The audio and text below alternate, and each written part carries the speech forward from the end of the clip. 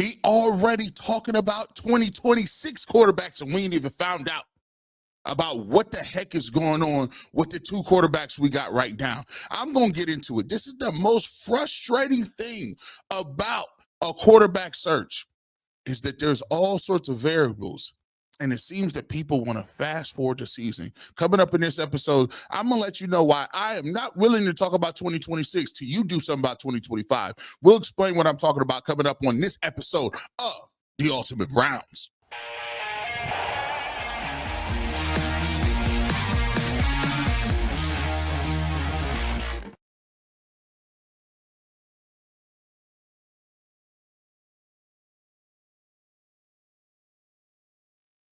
Welcome to the fastest 30 minutes in all the sports. It's your boy G. Bush right here with the Ultimate Browns. We got a great show planned for you as always. Deshaun Watson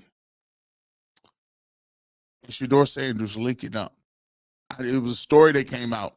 We talked about it. Mary Kay Cabot had it ready for you guys to go, and Browns Twitter went crazy over this. We'll talk about Deshaun Watson and Shedeur Sanders and why that's not a big problem. Guys looking at everything the wrong way, man. I'll explain that when we get back. Also, just build the damn thing already. Looks like the Cleveland Browns are going to be able to get that stadium that they wanted to. And this is why I tell you all the time. I've been letting you guys know since Jump Street what this game is about. And whenever somebody tells you politics has nothing to do with football, they might just not like your politics. We'll talk about that, what that means coming up here a little bit later. But the first thing is first, why you clicked on this video, the frustrating thing about the quarterback search. Now, listen, we know that the Cleveland Browns are in a dual quarterback threat, and I would say the dual quarterback, basically on a quarterback competition. It's not only between the two veterans and Kenny Pickett and Joe Flacco. It's all between Dillon Gabriel and Shedeur Sanders. And a lot of people are of the thought process that we want to see more of the rookies rather than more of the veterans. This year, we need to see whether or not we have what it takes in order to get it done at quarterback. We want to see what Shedeur Sanders can do. People had a first round grade on him. We actually want to see what Dillon Gabriel can do and whether he's going to hold up. But the thing that's so frustrating is we've already started to go down this corridor where, there's already certain outlets and certain people that are already starting to say, well, 2026 is the real place. 2026 is the promised land. 2026 is the promise, that land that was foretold to us. It was what we saw. It has been a star in the sky led us to 2026, and that's where you will find your Savior at. Boy, oh boy. Let's get to this, boy. I told y'all it was going to happen. Remember when you hear it first. A lot of times people say G. Bush is crazy at first, but I be coming up with all kind of stuff that be actually true. Either you gonna get with it now or later. It's like the candy. You messing with me now, or you got to come back to the conclusion that later. He was right about a lot of that stuff. Let's go ahead and keep it pushing. Let's get to this. Put this back in here. Sleeper Browns. This is a outlet. And it says, a way too early 2026 mock draft this morning via ESPN's Matt Miller. He was an NFL draft scout. Says the Browns are projected to have the number 1 pick and the 12th pick via Jacksonville. With that being said, they plan on taking Cade Klubnik, number 1 at quarterback, and Caleb Lamu, I think that's the way you say his name, at offensive tackle at 12. Couple things I want to read from this. First and foremost, they believe that the Cleveland Browns are going to win the least amount of football games coming up this next year in 2026. If the Browns are projected with their own pick to have the number 1 overall pick to take Cade Klubnik, and then have the number 12 overall pick and take an offensive tackle from Utah, and that pick was from Jacksonville. So here's a couple of things I think about this. Now, obviously, this is way too early. Obviously, he says it's a way too early mock draft. The thing about Cade Klubnik is I've seen him play a bunch of football. He started off slow last year. He didn't seem like he was a good quarterback, maybe a nice college quarterback. I didn't see the level of upside to being a first-round pick until the second half of the season. The second half of the season, I think they're going on this situation because he played better going down the backstretch to get his team into the college football playoffs. He played much better down the backstretch, and I see where they're coming with it. He's athletic. People have been comparing his arm to a Baker Mayfield arm. You take with that what you may. He is a senior. He's played a lot of football, and he's part of that Clemson tree. Take a look at Trevor Lawrence. Trevor Lawrence came out, and he was supposed to be a generational type player. And they have at number 12 taking an offensive tackle from Utah. Now, here's the problem, too. That means if you're going to have the Browns taking K Club at number 1, that would mean that both of your quarterbacks, the veterans were terrible, which we knew they were. You played Dillon Gabriel and Shedeur Sanders, and they were atrocious. And you won 1 to 2 football games. The Cleveland Browns picked number 2 in this draft. They won a combined total of 3 games. They won 3 games this year. Got the number 2 overall pick. If you're messing around and you're telling me that the Browns got the number 1 pick, it don't matter what picks they got in this next year 2026 draft. Kevin Stefanski and Andrew Berry won't be here to take these picks. Tell you that right now. Because one of the things that we talked about a couple of years ago was the Browns, when they got Baker Mayfield, when they were getting Nick Chubb and Denzel Ward and all these other picks, they went 1-31. In order to get the number 1 pick, you got to win 1-2 games tops, maybe 3. I'm thinking more like 2. That means you would win 5 and something. You went 5-30-something.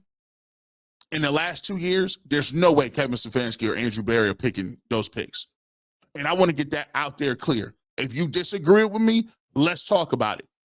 Because here's the problem. If you go that and they got these picks that these guys are projecting, there's a couple of things that have happened. You've gone and you've 2 years back-to-back won 1-2 football games. Now, I understand that Deshaun Watson was playing in other games, and he played, 5 games last year, 6 games last year? 5?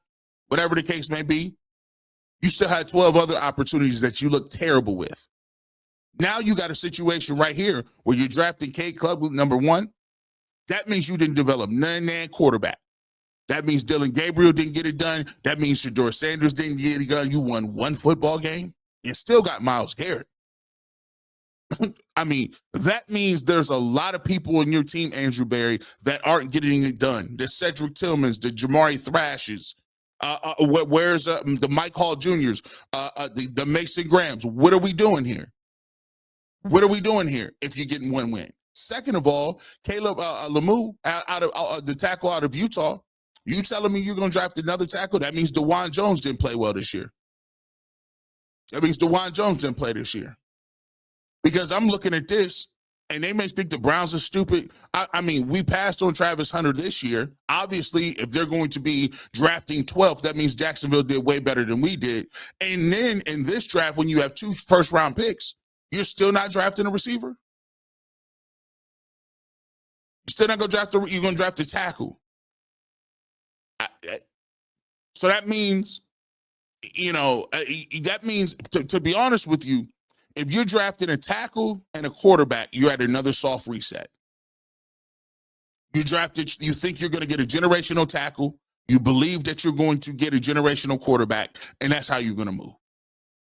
Now, I look at this and say, okay, I ain't got a problem with ESPN doing this. It's way too early. People ain't got really nothing to talk about. I get it. I don't know, like Kate Club there. Give me Lenore Sellers. I'll take him. I like Nussmeier better than him. Klubnik is more athletic, but Sellers would be the guy for me. I mean, Drew Aller, no. Under no circumstances. None. I've watched a ton of his games and have seen nothing. They couldn't even throw the ball against Notre Dame. Couldn't complete a pass. No, I'm not interested in that. Stop the games. Arch Manning, I think Arch Manning can play. I just don't know. I'm not into hyping him up. He's played 2 football games. He's going to show me something. But here's where I'm going to get to my nitty-gritty with this one. Let me pull this back up. Get my stuff up. Here's when I'm going to get to this. The frustrating thing about the quarterback search is this.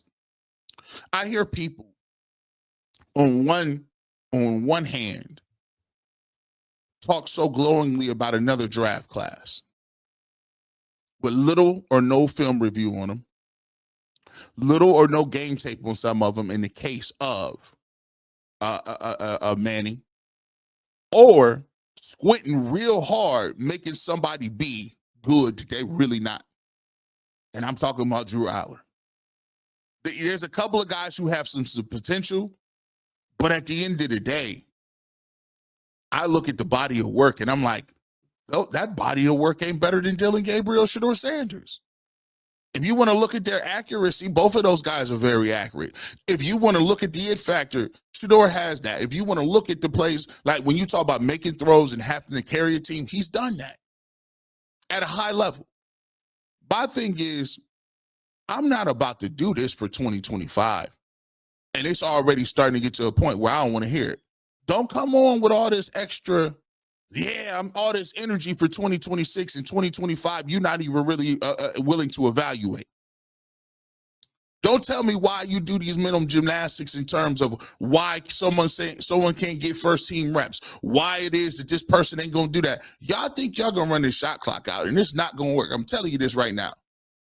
If you plan on the Cleveland Browns being 2-something, under no circumstances am I trying to sit around and look around and be like, we're 2-something, but you didn't let Joe Flacco play 8 games. You didn't let Kenny Pickett play 6 games. Then Dillon Gabriel play 4 games. And then here's the thing.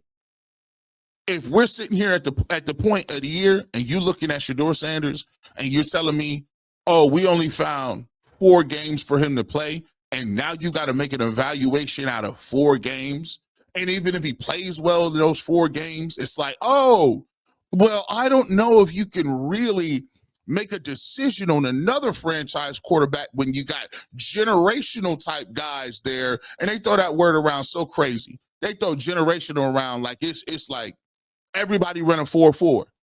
Or everybody works out. When the doctor asks you, how often do you work out? I'll work 3 times a week. Everybody works out 3 times a week. You lying. How fast you run? I run a 4.4. No, you don't. Everybody don't run to a 4.4. How everybody run a 4.4, but we get to the combine, everybody running 4.5s, 4.6s. Stop lying. So now you're going to tell me everybody's generational. This class is bona fide more better. No. I've seen it. And when you ask the people, who do you like? And they say, well, I don't know yet. That should be a disqualifying factor. How you going to tell me next year class is better? And I ask you who you like and what you like about them. You say, I really don't know. I ain't checked it out yet. Well, but what are you talking about then, bro? What are we doing? And I get it. If you gonna play somebody, if you play Dillon Gabriel, Shedeur Sanders most of the entirety of the year, and both of those guys don't look like they're franchise quarterbacks, by all means, I'm not sitting here telling you that you can't go get another quarterback. What I am sitting here saying to you, so don't get saucy. Don't get saucy in the comment section. What I'm saying is what I'm not going for. I am not going to go for, guess what? Well, you give every excuse in the book as to why a person can't get on the field. He don't know the plays. Kevin Stefanski not comfortable. His offensive line is beat up. Why would you put him in this week? Wait till next week. I don't want to start him on the road. I don't want to start him in London. I just want to get it. I want to do it after the bye week. Get him a couple things under his belt. Then we can feel more comfortable. And week after week after week after week, you keep pushing it back until by the end of the season, when nobody cares, when veterans are injured, when you're not playing for nothing, when you're down to the 16th receiver, the 13th running back, and 5 or 6 beaten up and battered offensive linemen that you got off the street. Now you want to give somebody a shot. And if he plays great, then it's like, well, he played great in meaningless football. If he plays bad, it's a self-fulfilling prophecy. He played terrible. It doesn't matter who was around him. He should have drugged this corpse of a team at the end of the year that was beat up, that's playing for the first. Mind you, by the way, if he gets in the last 4 games of the season, do you think the organization that's in contention for the number 1 overall pick is going to put the best situation around him so that he'll be able to compete? And to get the best evaluation? No. They're not. They're going to be like, yo, we need the first pick. We're not worried about none of this. Throw them out there, whatever the case may be. And so it's disingenuous when people keep throwing up these random mythical reasons to why they want to play somebody 4 to 5 games. I'm not doing that this year. I ain't going to do it. I'm just be honest with you. There's no future if you want to play Joe Flacco that many games. There's really no future if you want to play Kenny Pickett that many games. There's just not. It ain't no upside to it because they're not going to keep those guys next year. So if you're not going to keep those guys next year, you know they're not the answer. Why are you not giving the opportunity to some people that could be the answer? And limiting their ability is going to do, all it's going to do is go into the offseason with this whole back and forth again. The Browns create this type of stuff.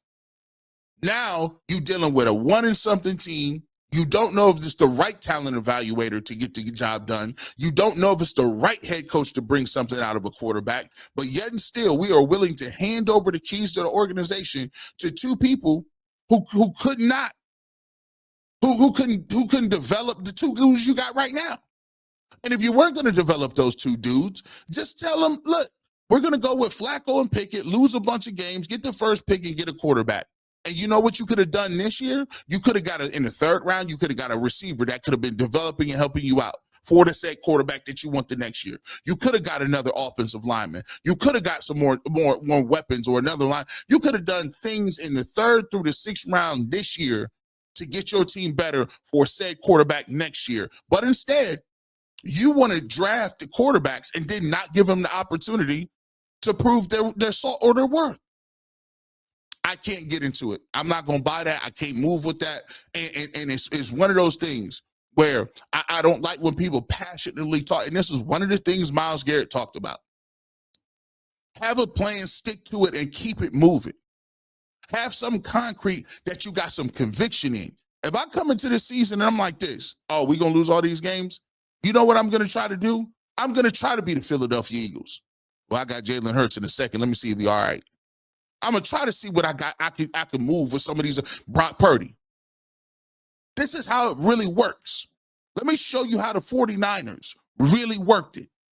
You know what Shanahan said? And this is what everybody should learn when people keep saying, who picked who first? How did this turn out? Listen, the 49ers went to a Super Bowl with Jimmy Garoppolo. They said, you know what? We close, but we ain't close enough. They almost won that game against the Chiefs. They come back and say, listen, we need a stud. Let's get Trey Lance. They traded 3 picks, 1st-round picks to get Trey Lance. Does it matter? Did it matter that Jimmy Garoppolo was in free agency picked first? Can you imagine if the Cleveland Browns would do that? Let me just show you how this operates. Other organizations have heart, conviction, gumption, and go-get-it nature. We want things to come to us. We want people to get terrible so that we ain't as bad. Not you improve yourself. Not you go out and work for it. Not you go out and make the tough decisions to bolster your roster. Not you develop your talent. We want to wait till people get hurt or people fall off for us to get our shot. Well, let me just give you a heads up. The Steelers don't never fall off. And the Ravens were supposed to fall off after they lost Joe Flacco, but then they just got re-upped and got Lamar Jackson. It don't work that way in the game, fellas. Can you imagine the Cleveland Browns going to the Super Bowl with anybody? That person's getting a lifetime contract. They can fall off the face of the planet. But guess what?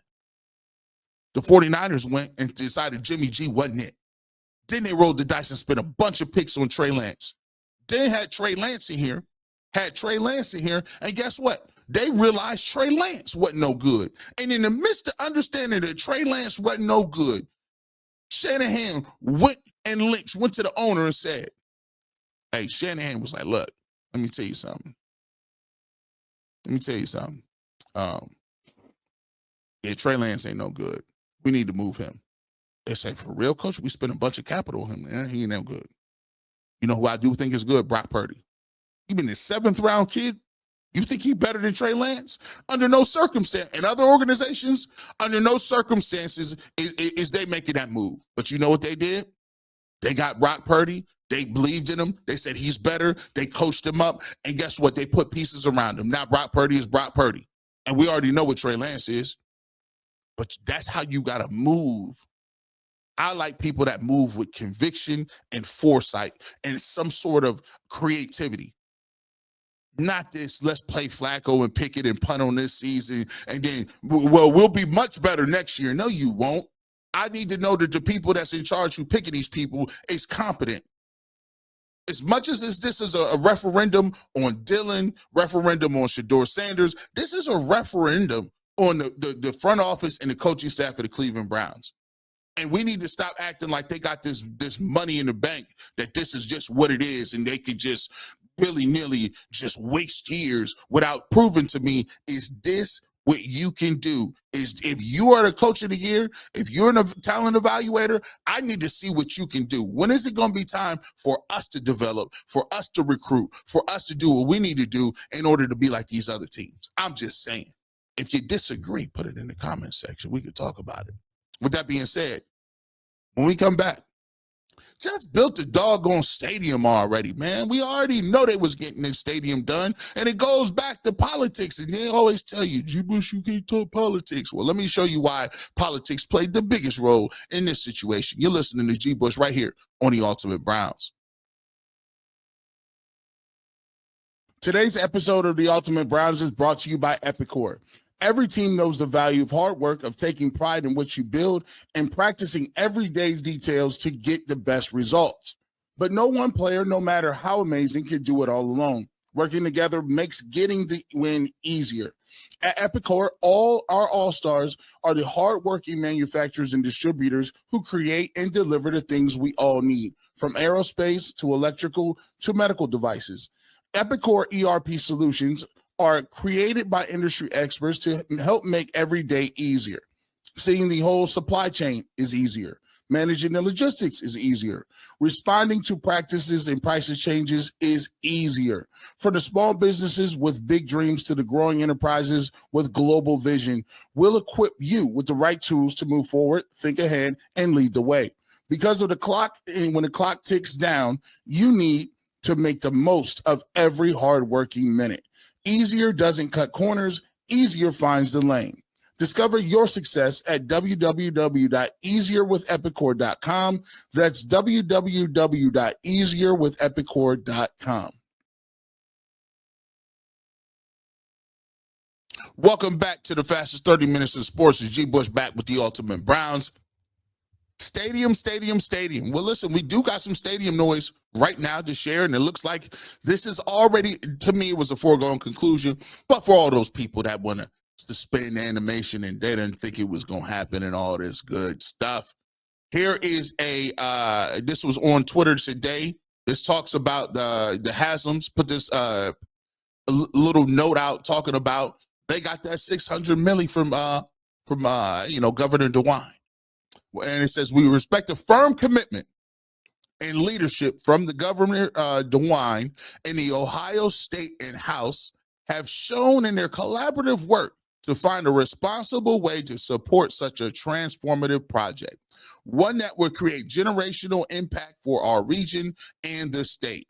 Our fans deserve a world-class facility, and we committed to building a state-of-the-art enclosed stadium that resonates with Cleveland and incorporating innovation, bold design, and immersive experience. The new enclosed Huntington Bank Field will be completely fan-centric, first of its kind design in the NFL, and a dynamic venue that draws visitors from across Ohio and beyond. For concerts and significant sporting events throughout the year, the premier facility will anchor major lifestyle and entertainment development and be the catalyst for Northeast Ohio's largest economic development project ever, and something our community will be proud of and can enjoy for years to come.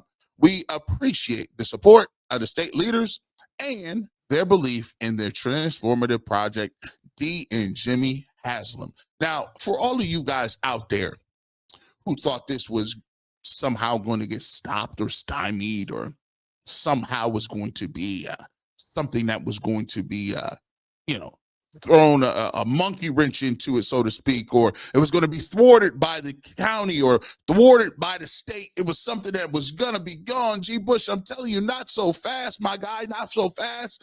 They still got to do some Stop playing around. First and foremost, I like the stadium. I like the idea of it. It's just about who's going to pay for it. Now, me, I'm indifferent. You know why? Because I've started to learn about things that you can control and things that you can't control. And there are things above my pay grade or things that happen in the political nature and things that happen when it comes to big dollar, big business that regular people like you and I have no control over. That you have no say, you have no vote to put in. This thing was always happening. And this is why I've said for so many years when people talk about politics, they tell you, don't talk about politics.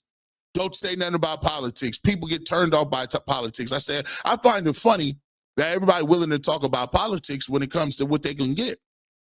See, this was all political.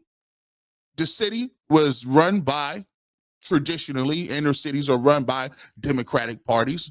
Even when you deal on that level, Democrats in the lower levels of the city council as well as the county. But this was always big business, bro. You do know who Jimmy Haslam's brother is. He's a former governor. That was already one strike. He already been a billionaire. You do understand that Jimmy Haslam is going to probably be in a couple of years the majority owner for the Milwaukee Bucks, right? That he swings a big sword. And on top of that, House of Representatives, the governor's office, that is run by Republican leadership. Jimmy Haslam has been a huge donor to the Republican Party for well over, I would guess, 20 years since he's been here, since he's come here. His donations are a public record. You can check that out.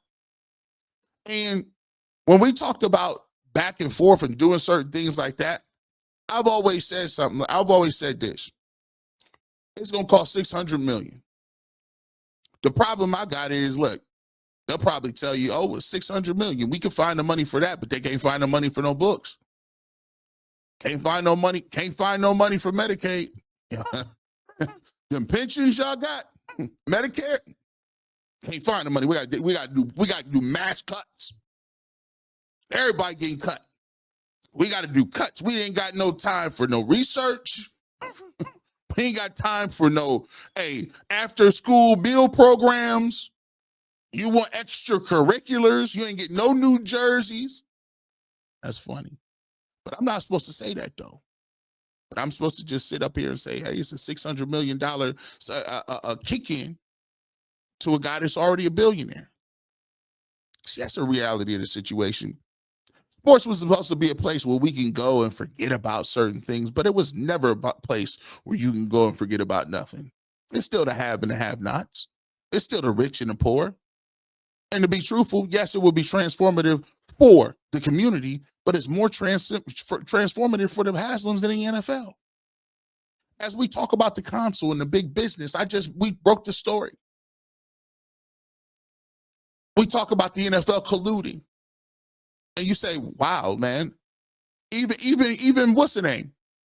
Even Mike Florio had to laugh. It was like, I dropped that crazy story and the NFL didn't stop a beat. Didn't stop one motion. I dropped a collusion story with documents and receipts. Nobody cared. You know why? It's already embedded into their psyche. We've already accepted that the oligarchs in the NFL and the owners do what they want. We know it. We just don't say it out loud. So when you're thinking about the situation with the Haslams and you look at them and they get to the stadium, I'm going to enjoy going to the stadium. I'll go down there once or twice and do my thing. I like Cleveland to have nice things. But the disingenuous part of this whole situation was that people that actually had to sit up here and act like they thought that this was not going down. This was always going down. And both sides knew it. They was going to get that money. Just like, yeah, hey, listen, remember Alonzo in training day? Hey, Detective Hoyt, I need that money. You're going to give me that money. It was going to give you that money. It was going to get that money. They already had that money. They just had to play it out. They wasn't even nervous. They was comfortable. And this is the problem. You see, I don't put it all on the Haslams. I put it on leadership as well. Don't wait for professional teams and rich people to do nothing for you. You're gonna have to be a visionary. You're gonna have to. The Cleveland should have been doing something with the shorefront years and years and years ago. Don't wait on somebody, because when you wait for somebody, it's already too late. When you give them the leverage and give them that say so, it's already too late. You're supposed to be forethinking, always thinking about your legacy, thinking about what's best for the people downtown. And here's the thing: the Browns was down there all them years, and they didn't move on nothing. They let people put red tape up. And this is the thing I want people to know. Don't let nobody put red tape up when you trying to do something, but then they fast track this other part. Oh, we can't do that right now, a couple of years from now. It's always next year. But when they get the opportunity, when they get that land, be ready to move, when that stadium, when all of the dominoes is lined up, guess what? They pull that trigger and there ain't nothing you can do. So this is a note to self. Anybody that's a business person, you might be a politician, anybody. Don't wait on nobody else, because guess what? When another person get an opportunity to do what they're going to do and make it make sense for them, they will do it. They will do it. This stadium was always getting built. And you, me, and everybody else knew it was going to get built. That's $600 million. Your dollars. Did they even really need it? Nope. But that just goes to show you, don't you tell me politics ain't in sports, because it's the foundation of sports. And this just proves it. When we get back, we're going to get into it. Deshaun Watson and Shedeur Sanders. Is he corrupting Shedeur Sanders? Y'all boys is crazy. You're listening to your boy G. Bush right here on the Ultimate Browns. As always, don't forget, subscribe right now to the Ultimate Browns. Every single Tuesday we got shows we put the clips up. We've been doing some great numbers over here. Make sure you subscribe. Make sure you continue to watch out for those clips. Ultimate Browns, your boy G. Bush doing it big. Also, phenomenal. The Barbershop, live Saturdays, 9 8. There's nobody else doing no more shows than me. It's not possible. Who's putting in this level of work? Make sure you come over. We open the barbershop at 9 o'clock. We giving fades, we giving high tops, we giving lineups, all the above. Come on over, get your fix at the barbershop right here on the Ultimate Cleveland Sports Show and also the UCSS Network. We back at it again. Let's get right off into it. We gotta go. We gotta keep it pushing. This story popped off. Shedeur Sanders and Deshaun Watson. Story comes out.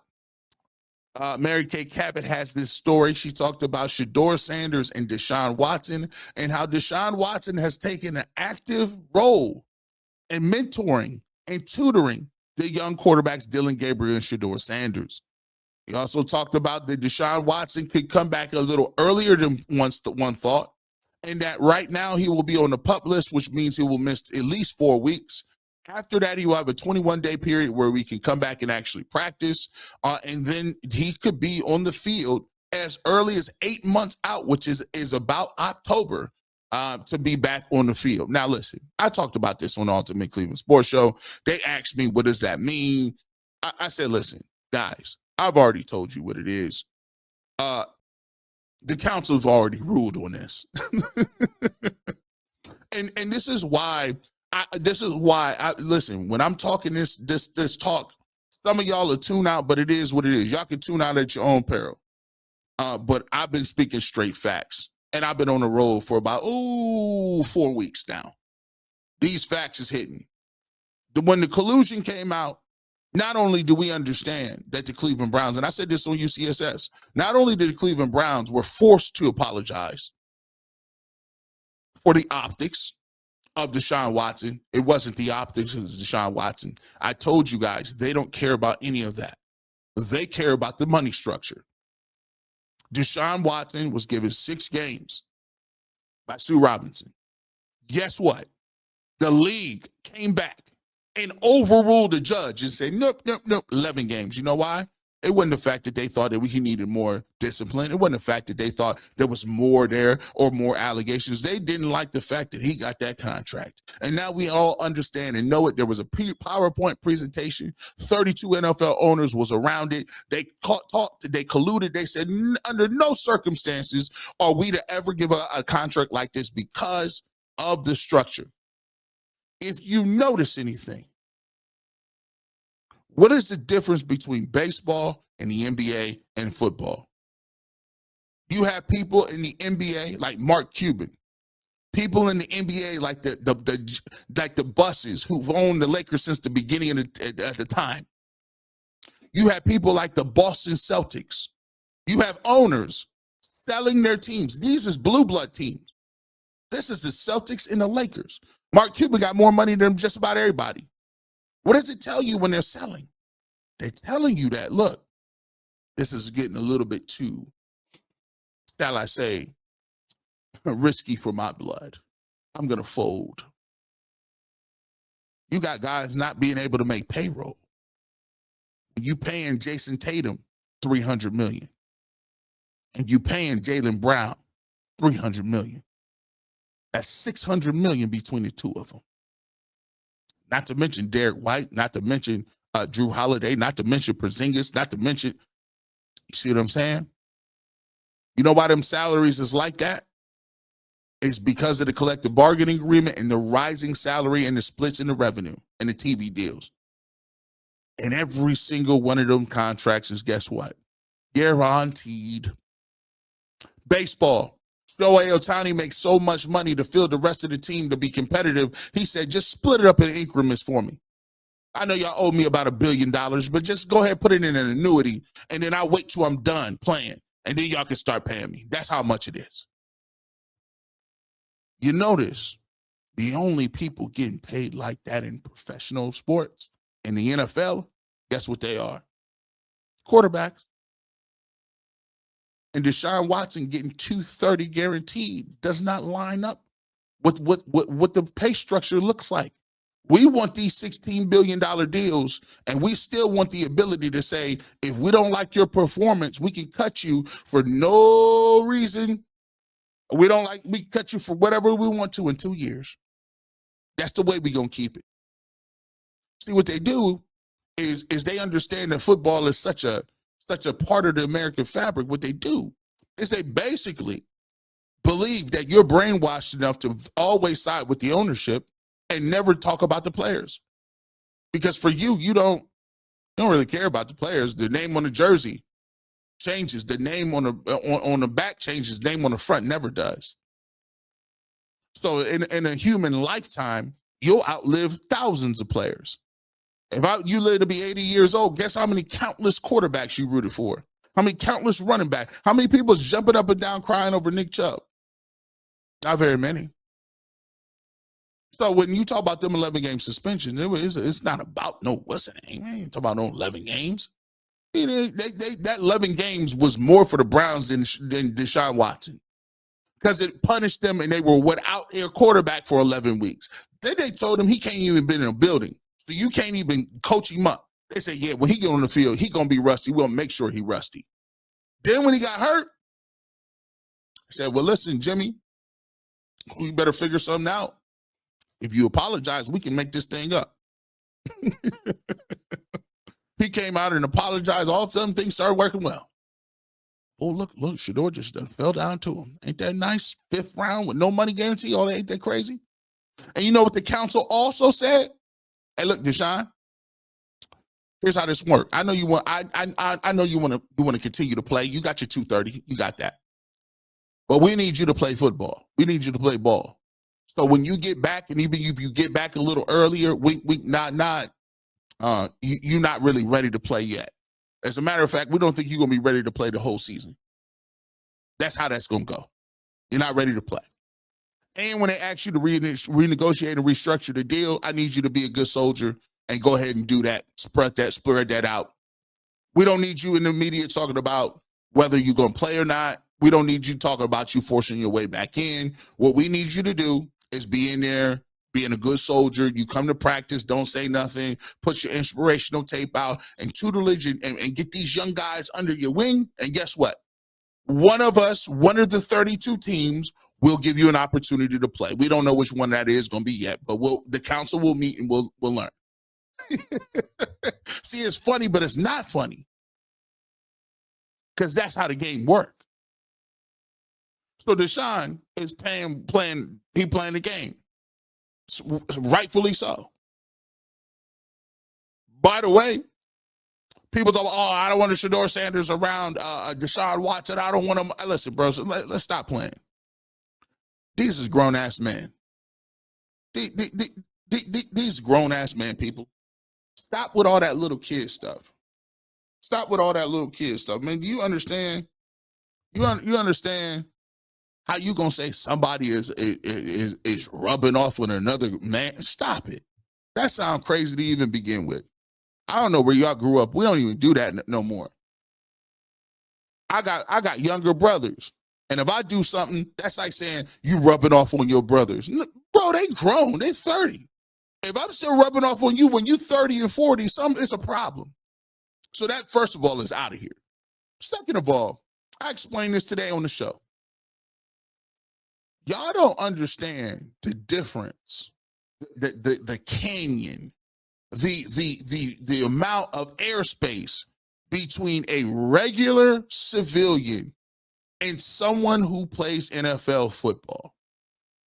You guys play fantasy football so much and watch the game so much that you start to actually think you actually are close to the knowledge or the skill set or anything that these guys do. Let me just let me just shoot this down. These are the top 0.01% people in the world. I know you think because you stayed at a Holiday Inn Express and you play fantasy and you good and you won a runner-up championship in your office pool that you think you know. Deshaun Watson has genius level intellect when it comes to football. Let me just give you this. Most of them do. Even to be a guy like Johnny Manziel, who does not study at all and was either drunk or high, for him to even be able to take snaps means that he's highly, highly, highly intelligent enough to even be able to get in a huddle, call a play, and throw the football, whether or not it got intercepted or not. So for people to act like because Deshaun Watson struggled to play, that he doesn't know football, doesn't know how what plays or what you're looking at or your landmarks or your all of that stuff. At bare minimum, he's a national champion. At bare minimum, he's a first-round pick. At bare minimum, he's been a Pro Bowler. At bare minimum, he led the league in passing. At bare minimum, the dude has been highly successful. So the notion that somehow y'all is laughing and joking, and I get it, like people still doing like y'all think y'all be, and I would hope you're a little funnier than people still doing massage jokes and all that other good stuff. That listen, I get it. You were never funny before. You're probably funny not now. But the reality of the situation is when you go into these rooms and you go into that room and you got Dylan Gabriel or Shedeur Sanders, Deshaun Watson can either give him what he's looking at, what he did wrong. He can go on film and break his film down and say, listen, this is what I did wrong and why I threw an interception. Don't make the same mistake as me. And that's not even talking about off the field. They got a wealth of knowledge he could talk about off the field. Maurice Claret is one of the greatest right now moving. He's one of the highest paid motivational speakers of all time right now. You know what? He never played it down in the NFL. He goes to Connecticut. He goes to these other places. He goes all across the country to talk to youth about not doing the same thing he's done. That's not funny. I go to prisons all the time. And people that got life sentences will sit there and say, you know what? I ain't never going to get out. But if I could keep people from coming in here and being next to where I'm at, then my life has some sort of meaning. Deshaun Watson can tell Shedeur Sanders what to do and things not to do. And for a lot of people on the internet, it's just like, it used to like hit me like, man, why people say the stuff they do? And then I just had to, as you get older, you have to sit back and realize that a lot of people have never been around one professional athlete, let alone multiple. Some people have never played team sports. Most people have never played at a high level or had success at any level. So I get it.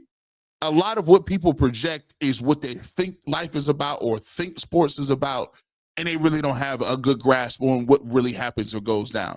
But let me just tell you something. Deshaun Watson, if you put him on the board, he knows what he's talking about. And this is a note to anybody out there. Hey, guys, if you want to be successful in life, I believe that you can learn something from anybody.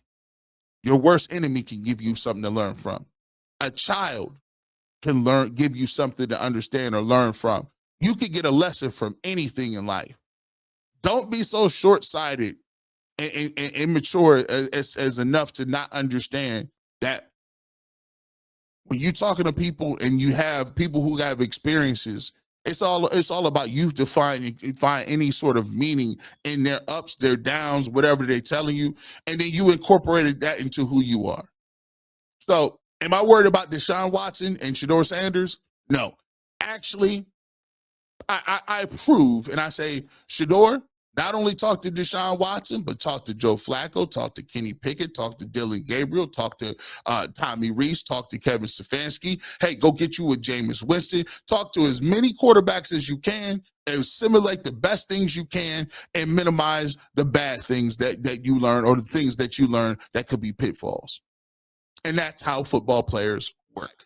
Make sure you subscribe and make sure you comment, make sure you like it. And if you're gonna say you disagree, put some respect on this clown's name. It's big circus to you. With that being said, have a good rest of your evening. And as always, go Browns.